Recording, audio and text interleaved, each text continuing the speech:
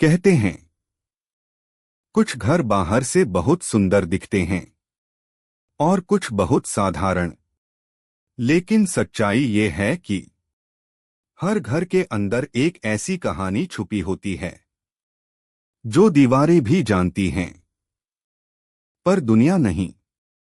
यह कहानी किसी एक घर की नहीं है।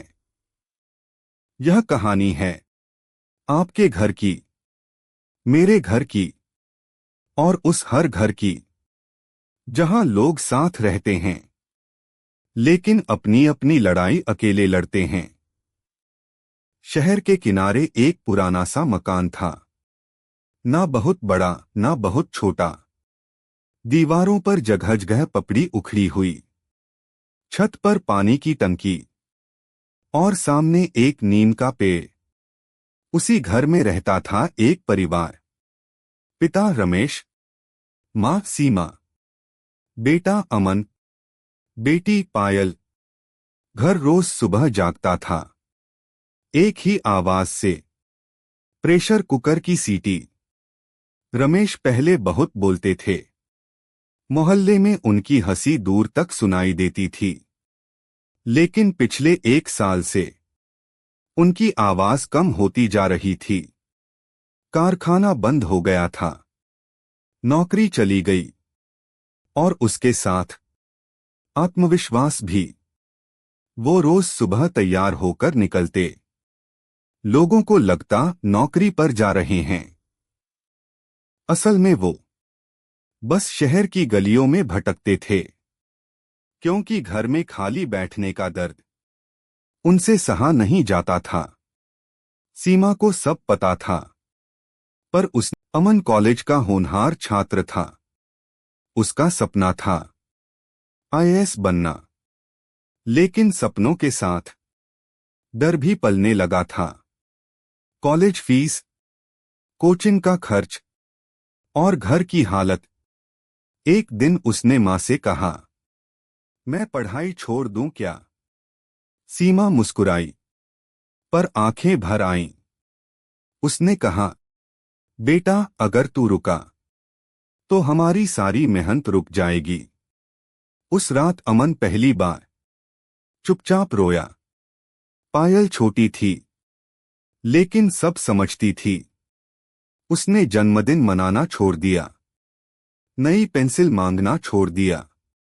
रात को सोने से पहले वो भगवान से एक ही बात कहती, मेरे पापा फिर से हंसने लगें, मुझे कुछ नहीं चाहिए। कभी कभी सबसे छोटी आवाज सबसे बड़ी होती है। एक रात बिजली का बिल आया, राशि ज्यादा थी। रमेश चुप रहे। सीमा बोली, कल देखेंगे।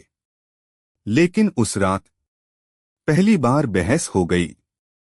आवाजें ऊंची हो गईं, आंसू बहने लगे।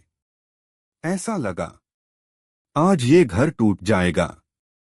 लेकिन तभी पायल ने आकर रमेश का हाथ पकड़ लिया और कहा, पापा आप हैं ना, बस वही काफी है। अगले दिन रमेश को एक छोटी नौकरी मिली। बड़ी नहीं थी, तनख्वाह कम थी, लेकिन उसमें इज्जत थी। रमेश घर आया तो चेहरे पर सालों बाद सच्ची मुस्कान थी। अमन को स्कॉलरशिप मिली, पायल स्कूल में टॉपर बनी। सीमा ने पहली बार खुद के लिए चाय बनाई। घर वही था, पर हवा बदल चुकी थी। अब वहां डर नहीं, भरोसा था। ये कहानी किसी एक घर की नहीं है।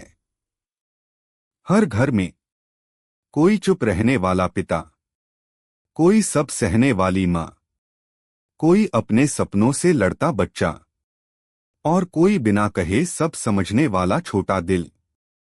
अगर आपके घर में भी आज शांति नहीं है, तो याद रखिए, ये दौर भी गुजर जाएगा, क्योंकि घर पैसे से नहीं, एक दूसरे के साथ से चलता है। हर घर की कहानी अलग होती है, लेकिन उम्मीद हर घर में जिंदा रहती है।